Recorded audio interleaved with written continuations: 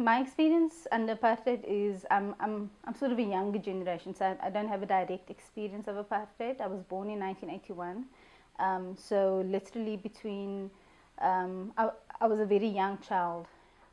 So my own memory of maybe perhaps participating in student protests, it's not as strong as obviously an older generation.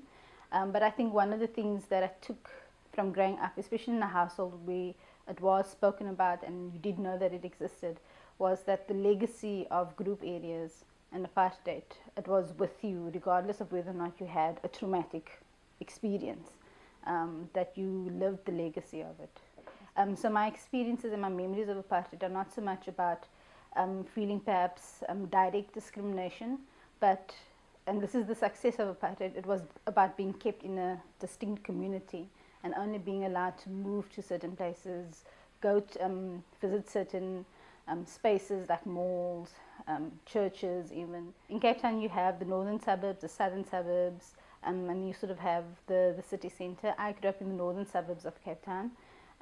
So the northern suburbs were, some people would see it as not more rural, because it wasn't really more rural, but as sort of the city expanded towards the Hottentot Holland Mountains, you find that a lot of farms were being bought up and subdivided, and these new suburbs were being built in order to accommodate these new group areas that were being built as well. So I grew up in what is considered the northern suburbs, East River. It's interesting to watch younger kids actually grapple with that, because for them it's almost a given.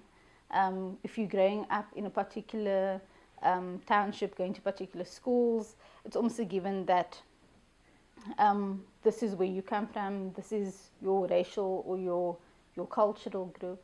And I think what has been really empowering about the museum's educational programs is that young people come from different communities and then really start talking about who they are in the city and understanding that race is something that is also learned and imposed, and they start to question that, and so their relationships with each other start changing.